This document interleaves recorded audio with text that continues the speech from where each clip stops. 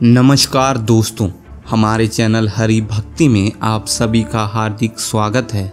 दोस्तों, वैसे तो महाभारत के सभी पात्र को धर्मनिष्ठ माना जाता है। महाभारत में कई ऐसे पात्र भी थे जिनके पापों को हमसे छुपाया गया है। हम आपको महाभारत के ऐसे ही योद्धाओं के बारे में बताएंगे जिनके पापों के बारे में आप लोग शायद ही जानते होंगे।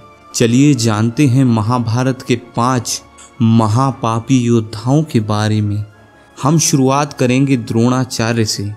वैसे तो गुरु द्रोणाचार्य को धर्मपालक माना जाता है, परंतु पुत्र और शिष्य की नासमझी में आकर उन्होंने कई पाप किए हैं।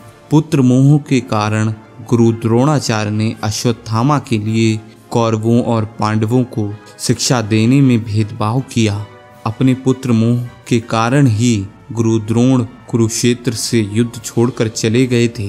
अश्वत्थामा के समझाने पर पुनः कुरुक्षेत्र में वापस आए और अंत में पुत्र मोह के कारण ही गुरु द्रोणाचार्य को अपने प्राणों से हाथ धोना पड़ा। द्रौपदी चीरहरण के समय वे चुपचाप तमाशा देखते रहे, जिससे गुरु द्रोणाचार्य अधर्म के भागीदार बने।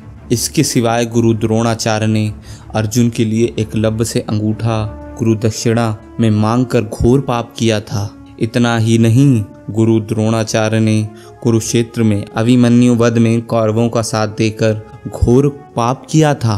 अगले हैं भीष्म पितामह। भीष्म पितामह को वैसे तो धर्म के रक्षक के रूप में माना जाता है, लेकिन पितामह भीष्म ने अपने जीवन काल में ना चाहते हुए भी कई ऐसे पाप किए थे जिस कारण उन्हें महाभारत युद्ध में कौरवों की ओर से युद्ध करना पड़ा।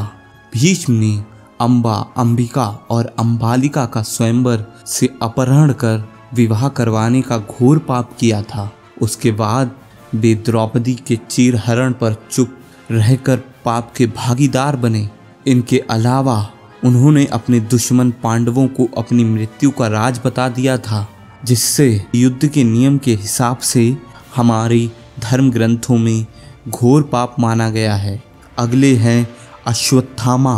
अश्वत्थामा ने अपने पिता द्रोणाचार्य के शिक्षण कार्य पर संदेह करके घोर पाप किया था, क्योंकि धर्म के अनुसार गुरु एवं माता पिता के किसी भी कार्य पर संदेह करना अधर्म माना गया है।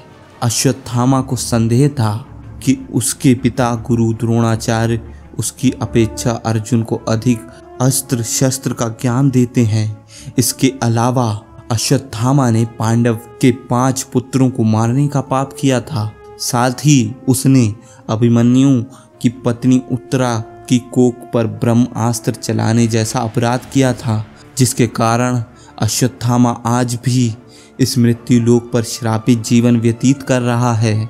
चौथे हैं युधिष्ठिर। पांडवों में सबसे बड़े युधिष्ठिर को धर्मराज के नाम से भी जाना जाता है, लेकिन धर्मराज युधिष्ठिर ने भी कुरुक्षेत्र में गुरु द्रोणाचार्य को अश्वत्थामा के वध की झूठी सूचना देकर अपने जीवन काल का एकमात्र पाप किया था, जिस कारण युधिष्ठिर को कुछ समय के लिए नरक में रहना पड़ा था। आखिरी है दुर्योधन। दुर्योधन ही महाभारत का एक ऐसा पात्र है जिसे कभी भी धर्मपरायण नहीं माना गया है। दुर्योधन ने अपने जीवन काल में पाप ही पाप किए हैं, जैसे कि बचपन में दुर्योधन ने भीम को जहर देकर मारने की कोशिश की थी। उसके बाद लाक्षागृह में पांडवों को जलाने की साजिश की। छल पूर्वक दूत कीड़ा के जरिए पांडवों को राज छीन लिया। इतना ही नहीं, भरी सभा में द्रौपदी के चीरहरण का पाप भी किया। अभिमन्यु को घेर कर वध करने जैसा घोर पाप दुर्योधन ने ही किया था।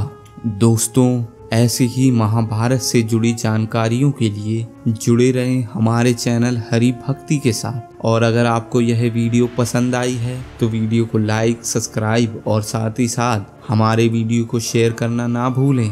धन्यवाद। जय श्री कृष्ण।